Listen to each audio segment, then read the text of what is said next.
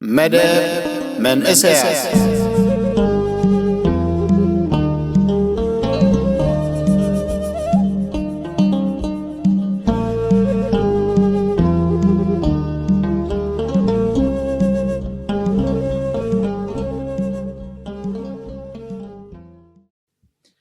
በስመ አብ ወወልድ ወመንፈስ ቅዱስ አሃዱ አምላክ አሜን።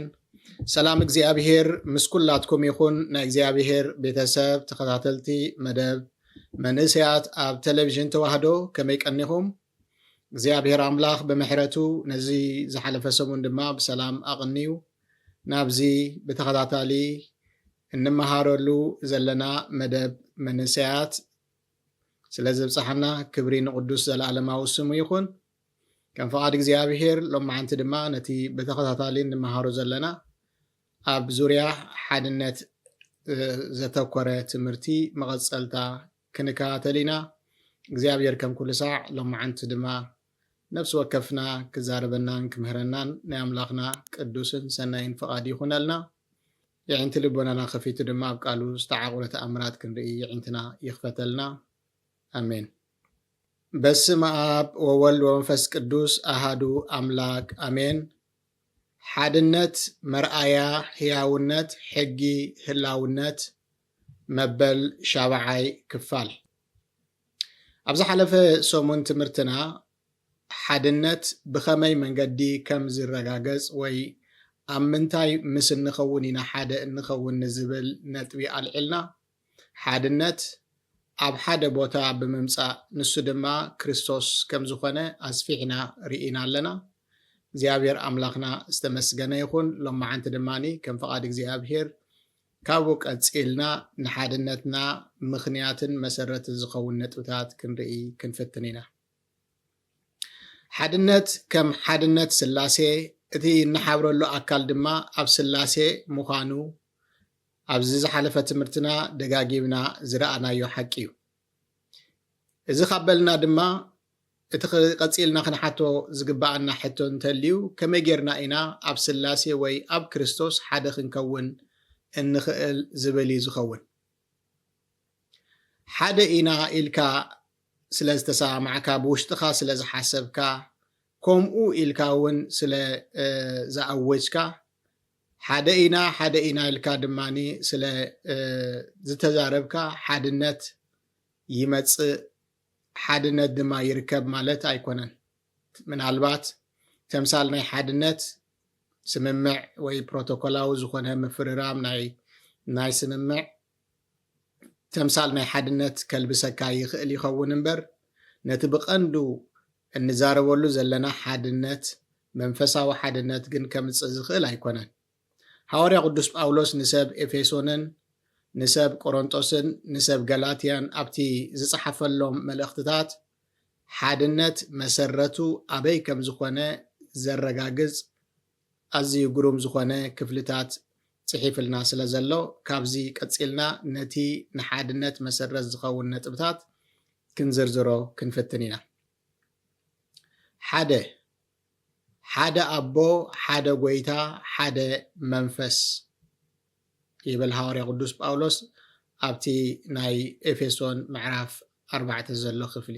ሐዋርያ ቅዱስ ጳውሎስ ናብታ ብብዙሕ ዝኾነ መከራ እናተቐበለ ን3 ዓመትን ክንድኡን ዝኸውን ግዜ ለይትን መዓልትን ብንብዓት እናሰበኸ ኩሉ እቲ ኣሎ ዝበሃል ኣምላኻዊ ዝኾነ ምስጢራት ዝመሃረላ ናይ ኤፌሶን ቤተክርስትያን ንሓድነታ ዝፈታተን ገለ ፀማት ግዲ ወይ ፀገማት ግዲ ሰሚዕላ ኮይኑ ነዚ ኣርእስቲ እዚ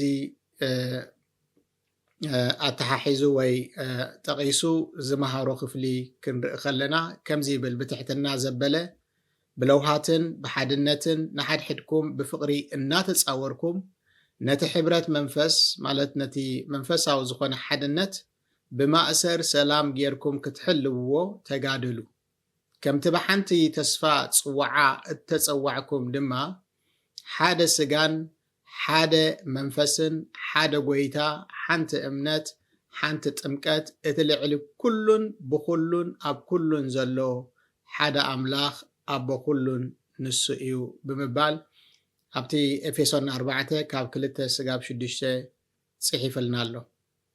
እቲ ሓደ እምነት ሓደ ጥምቀት ዝብል ኣስዕብ ኣቢልና ነንበይኑ ክንሪኦ ክንፍትን ኢና።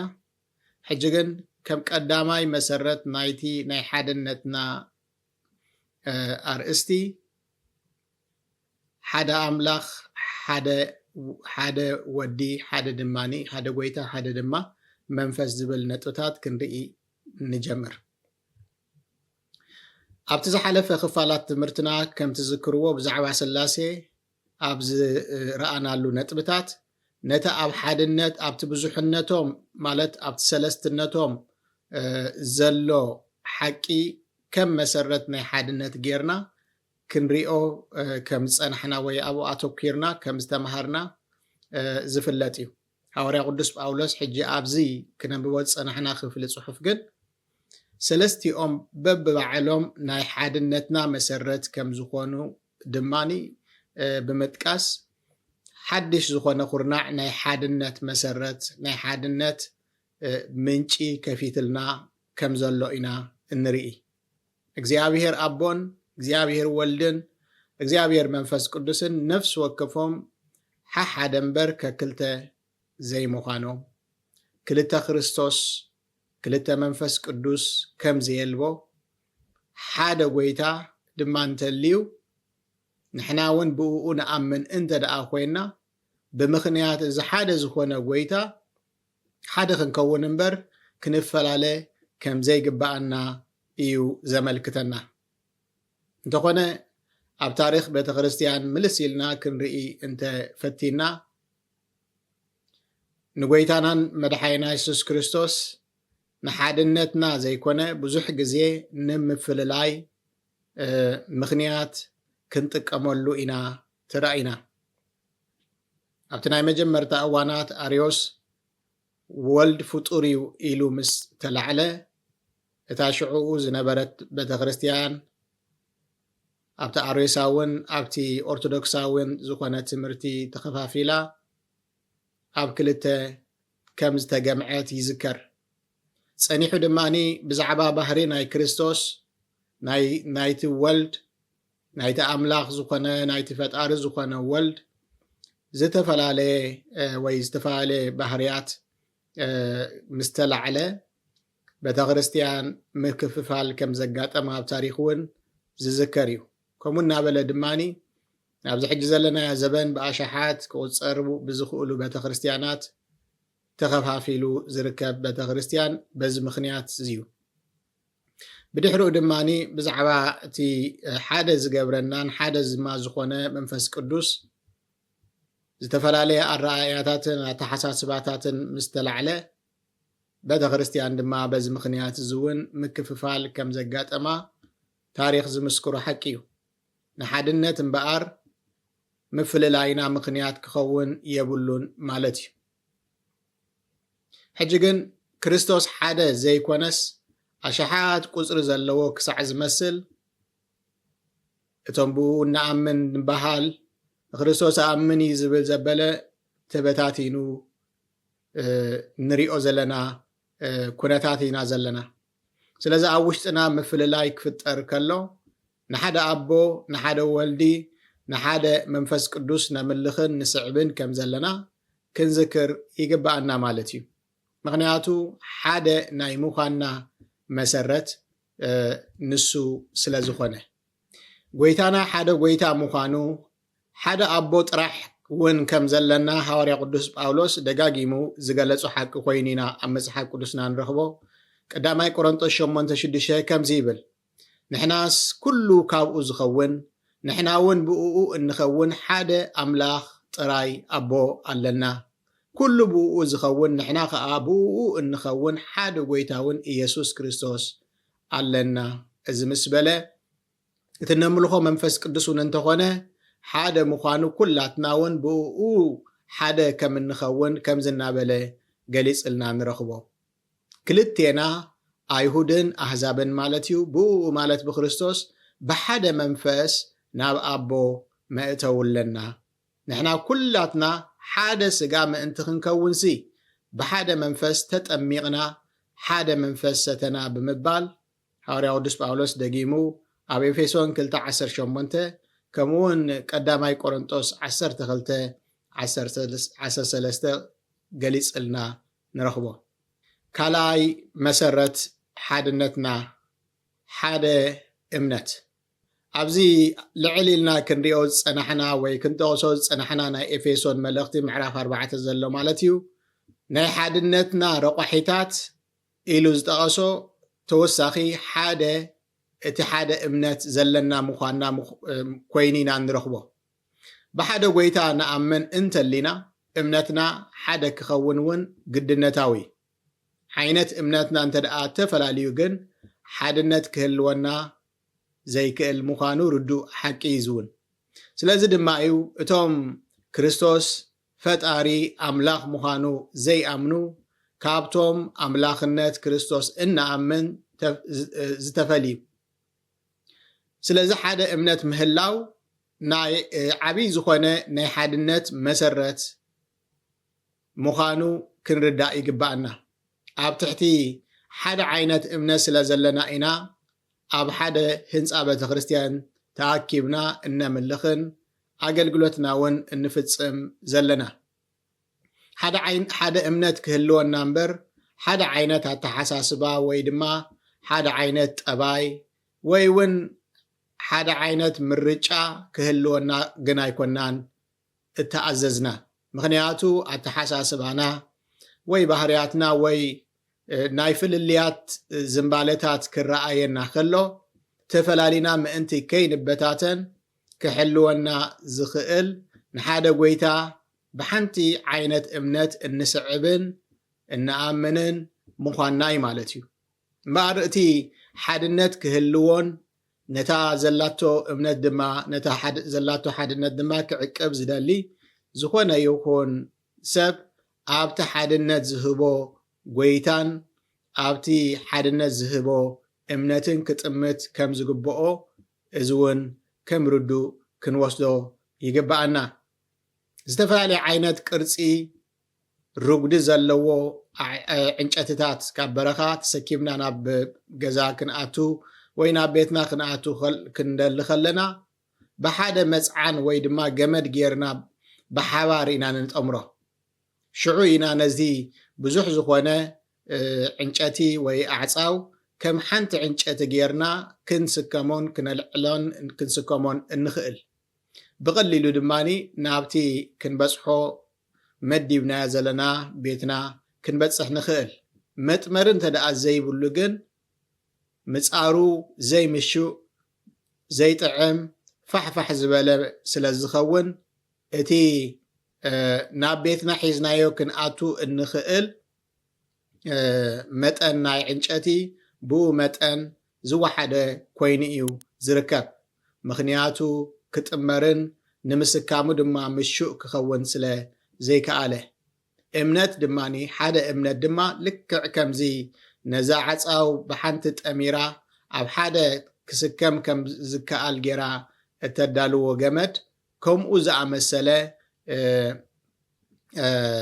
ምሳሌ ኮይና እትቐርብ ሓደ እምነት ድማ ነቶም ተፈላለየ ባህርያትን ኣተሓሳስባታትን ኣሰራርሓን ዘለና ብኣሽሓት ብሚልዮናት እውን ክንቁፀር እንኽእል ልክዕ ከም ሓደ መፅዓን ኮይኑ ጠሚሩ ኣብ ሓደ ኣምልኾን ኣብ ሓደ እምነትን ዝጥርንፈና ንሱ እዩ ስለዚ ሓድነት ክህልወናን ክፀንዓልናን ዝኽእል ኣብቲ ጠማሪ ዝኾነ እምነትን መሰረትን ክንሰርሕ እንተኽኢልና እዩ ማለት እዩ ስለዚ ድማ ቅዱሳን ሃዋርያት በታ ሓንሳእ ንቅዱሳን እተዋህበት ማዕረታ ናትና ዝኽብረታ እምነት ክንጋደል ደጋጊሞም ክምዕዱና እነንብብ ኣብ መልእኽቲ ይሁዳ ፍቕዲ 3 ከምኡውን ካልኣይ ጴጥሮስ ምዕራፍ 1 ፍቅዲ 1 ዘሎ ጥቅስታት ነዚ የመልክተና። ሳልሳይ መሰረት ሓድነትና ሓንቲ ጥምቀት። እቲ ኣባና ሓደ ክኾኑ እትብል ቃል ኣብ ቤተክርስትያን ክትፍፀም እትኽእል ሓደ ከም ዝኾንካ ብምቁፃር ወይ ድማ ብግምታዊ ነገር ኣስዩም ብምግባር ኣይኮነትን እትርከብ። ኣብ ሰብነት ክርስቶስ እናኣትወሉ መገዲ ክህሉ ናይ ግድነት እዩ። ኣብ መጽሓፍ ቅዱስና እታ ናብ ኣካል ክርስቶስ እንጽምበረላ በዚ መንገዲ እዚ ድማኒ ተጠቂሳ እትርከብ ኣፍ ደገ እዛ ሐዋርያ ቅዱስ ጳውሎስ ኣብዚ ቦታ ዝጠቕሳ ዘሎ እታ ሓንቲ ዝኾነት ጥምቀት ምዃና ኢና ንርኢ። ኣብዚ ዝጠቐስና ናይ ኤፌሶን ጥቕሲ መሰረት ብምግባር እምበኣር ሓንቲ ጥምቀት ናይ መንፈሳዊ ሓድነትና መሰረት ኮይና ኢና ንረኽባ። ኩላትና ብሓንቲ ጥምቀት ኢና ሓደ ሰብነትን ኣካል ሓድሕድናን ክንከውን ክኢልና ዘለና። ሐዋርያ ቅዱስ ጳውሎስ ነዚ ሓቂ እዚ ደጋጊሙ ገሊፅዎ ከም ዘሎ ኢና እንርኢ። ኣይሁድ ወይስ ጽርአውያን፣ ባሮት ወይስ ጭዋታት እንተኾንና ይብል ንሕና ኩላትና ሓደ ምእንቲ ክንከውንሲ ብሓደ መንፈስ ተጠሚቕና ኢና እሞ ሓደ መንፈስ ሰተና ይብል ቀዳማይ ቆሮንቶስ 12:13 ብክርስቶስ እተጠመቕኩም ዘበልኩም ንክርስቶስ ለበስኩምዎ እሞ ብእምነት ብኢየሱስ ክርስቶስ ኩላትኩም ውሉድ ኣምላኽ ኢኹም። ኩላትኩም ብክርስቶስ ኢየሱስ ሓደ ኢኹም እሞ በዚ ኣይሁዳዊ ወይስ ጽርአዊ የልቦን፣ በዚ ባርያስ ወይስ ጭዋ የልቦን፣ በዚ ተባዕታይ ወይ ኣንስታይ የልቦን ብምባል ድማ ኣብ ገላትያ ምዕራፍ 3 ፍቅዲ 26-28 ገሊፅልና ንረኽቦ። ስለዚ እምበኣር ብግምት ወይ ከምዛ ቅድማ ኣቢለ ዝበልክዎ ብሓሳብ ብኣሳምሽን ዘይኮነ ኣብ ኣምላኽ ሓደ እንኾነሉ ጭቡጥ ዝኾነ ምስጢር ተሰሪዕልና ኣሎ። ብጸጋ ጥምቀት ውልድነት ድሕሪ ምርካብና ምስቲ ሓደ ወዲ ኣምላኽ ሓደ ንኸውን ኣለና ማለት እዩ። ስለዚ እቲ ዝተጠመቐ ዘበለ ኩሉ ኣብቲ ሰብነት ክርስቶስ እናተጸንበረ ሽዑ ኩላትና ኣብ ክርስቶስ ሓደ ንኸውን ማለት እዩ። ከምቲ ጎይታና ባዕሉ እውን ከምኡ ድማ ብቅዱሳን ሐዋርያቱ ዝገለጸልና ድማ ኣብ ግዜ ጥምቀት ካብ ማይን ካብ መንፈስን ኢና ንውለድ።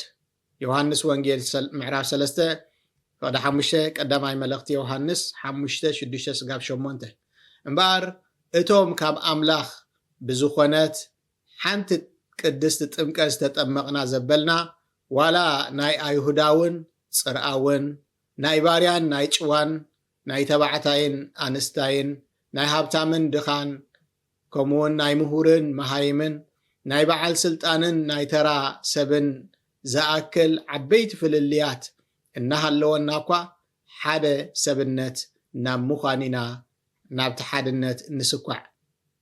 ስለዚ ነቲ እግዚኣብሔር ኣቦ ብጎይታናን መድሓኒና ኢየሱስ ክርስቶስ ዝሰርዓልና ኪኖ ኩሉ ዓይነት ፍልልያት ዝሰግር ሓደ ሰብነት ናብ ምዃን ድማ ዝጠምረና ምስጢር ተሰሪዕልና ከሎ ነቲ ሓደ ዝገብረና ሓዲግና ነቲ ዝፈላለየና እንተ ደኣ ክንመርፅ ተረኺብና ነቲ ኣምላኻዊ ናይ ሓድነት ረቑሒ ደርቢናዮ ነታ ሰይጣናዊት ዝኾነ ናይ ፍልልይ ረቑሒ ድማ ልዒልና ኣለና ማለት ምዃኑ ክርዳኣናን ክነስተውዕለን ይግባኣና።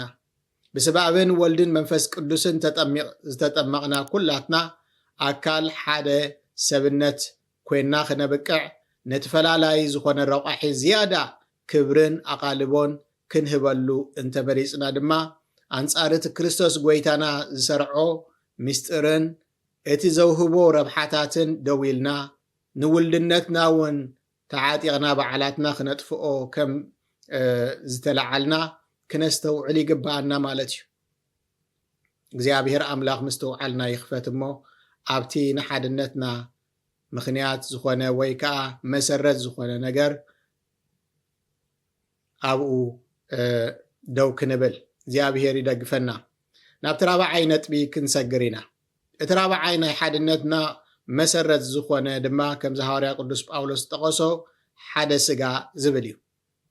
ሓደ ስጋ ወይ ድማ ሓንቲ እንጌራ ጎይታናን መድሓኒትና ኢየሱስ ክርስቶስ ንሓድነትና ካብ ዝሰርዖም ምስጢራት ሓደ ድማ እቲ ስግኡን ደሙን እንካፈለሉ ምስጢረ ቁርባን ኮይኑ ዝርከብ ጎይታና ኣብቲ ብዛዕባ ስግኡን ደሙን ብስፍሓት ከምኡውን ብዕምቆት ዝመሃረሉ ክፍሊ ናይ ወንጌል ዮሃንስ ምዕራፍ 6 ዘሎ ክፍሊ እቲ ስጋይ ዝበልዕ ደመይ እውን ዝሰቲ ኣባይ ይነብር ኣነ እውን ኣብኡ ኢሉ ምሂርና ከም ዘሎ ኩላህና ኣንቢብና ኣለና። ዮሃንስ ምዕራፍ 6:56 ስግኡን ደሙን ከይወሰድካ ምስኡ ሓድነት ከም ዘለካ ብምቁፃር ሕጂ እውን ኣስዩም ብምግባር ማለት እዩ። እዚ ጥራሕ ብምግባር ሓድነት ክህልወካ ኣይክእልን እዩ። ክርስቶስ ጎይታና ስግኡን ደሙን እንካፈለሉ ምስጢር ክሰርዓልና ዝደለየሉ ምክንያት ከዓ እዚ እዩ። ከይተጠመቕካ ስግኡን ደሙን ከይወሰድካ ኣብኡ ከለኻ ብምእማን ወይ ኣስዩም ብምግባር ኣካሉ ኤልካ ብምሕሳብ ከምኡውን ብምቕባል ጥራሕ ሓደ ዝኽወን እንተ ዝኸውን ነይሩ ክርስቶስ ጎይታና ስርዓት ካብ ምስራዕ ሓሊፉ ካልእ ረብሓ ዘይብሉ መንፈሳዊ ዝኾነ ረብሓ ዘይብሉ ምስጢር ሰሪዕልና ከይዱ ኢና ኢልና ንዛረብ ዘለና። ብኻልእ ኣዘራርባ ድማ ካብቶም ብትሪ ዝነቕፎም ዝነበረ ስርዓት ምስራዕ ዘፍቅሩ ፈሪሳውያን ዝሓይሽ ዋልሓንቲ ነገር ኣይገበረን ማለት እዩ። ብዙሕ ግዜ ካብ ሓጢኣትና ብደም ክርስቶስ ኢና ንነጽህ ንብል ኢና እሞ ነቲ ዘንጽሓካ ደም ኣበይ ምስ ረኸብካዮ ዝብል ትኩር ዝኾነ ሓታቲ ምስ ንረክብ ምምላሱ ዝጨንቀና በዚ ምክንያት እዚ እዩ። ተኾነ ጎይታናን መድሓኒትና ኢየሱስ ክርስቶስ ዘንጽህ ደሙ እንካፈለሉ ምስቲ ዘንጽህ ደም ድማ እንራኸበሉ ንጹር ዝኾነ ምስጢር ሰሪዕልና ከም ዘሎ ክነስተውዕል ይግባአና። እቲ ዘጥፍእ መዓት ንእስራኤላውያን ሰጊሩ ነቶም ዘይኣምኑ ግብፃውያን ክቐዝፍ ምስ ተላዕለ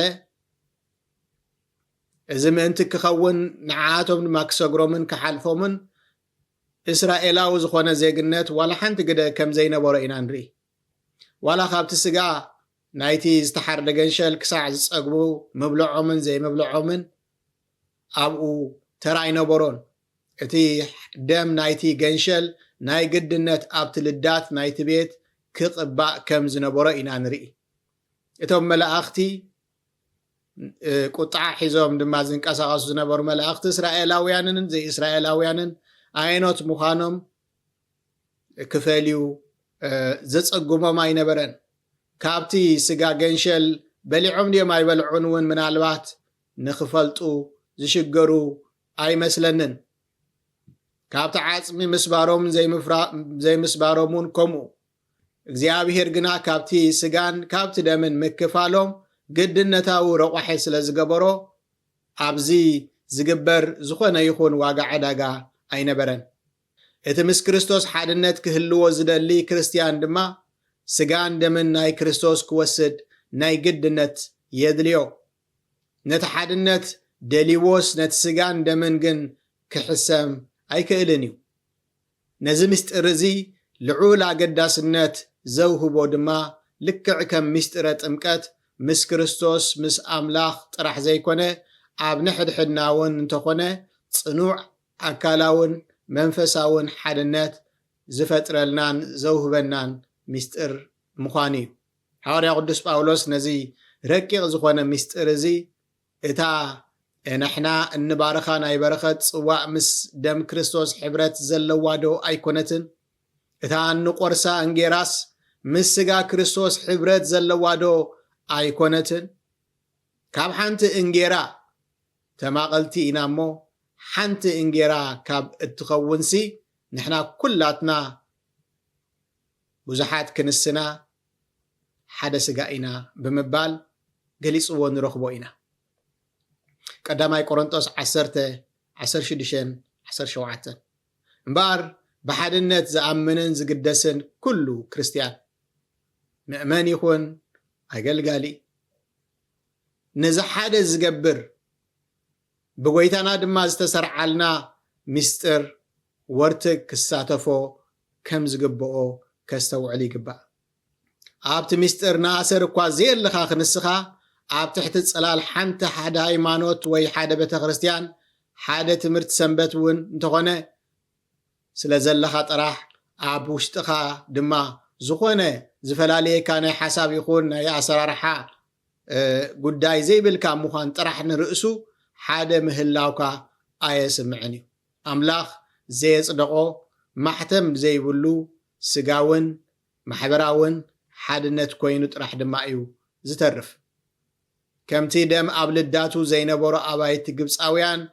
ይኸውናሉ ማለት እዩ ሓድነት ከም ዘለካ እናቆፀርካ ኣሲምና ገበርካ መንባርን ሓደ ዝገብር ብክርስቶስ ድማ ዝተሰርዐ ምስጢር እናተኻፈልካ ብርግጽ ሓደ ምዃንን ኣዝዩ ዝተፈላለየ ጉዳያት እዩ ጎይታና ነቲ ሕብስቲ ኣልዒሉ እዚ ስጋዩ ነቲ ጽዋ ኣልዒሉ ድማ እዚ ደመዩ ስለ ዝበለና እታ ኣብ ቤተ ክርስቲያን ዝፍተት ሕብስትን ወይንን ኣማናዊ ስጋን ደምን ናይ ክርስቶስ ምዃኑ ኣረጋጊጽልና እዩ ስለዚ ድማ ነቶም ከይተገበኦም ብድፍረት ዝበልዕዎ ብሕማም ዝወቅዖምን ክሳብ ሞት እውን ከብፅሖም ዝተራእየን ማቴዎስ 26 ስጋብ 30 ቀዳማይ ቆሮንቶስ 11 ካብ 23 ስጋብ 30 ነቶም ካብኡ ዝካፈሉ ህይወት ክህብን ምስ ኣምላኽ ኮነ ምስ ሓድሕድና ሓደ ክገብርን ዝኽእል ህያው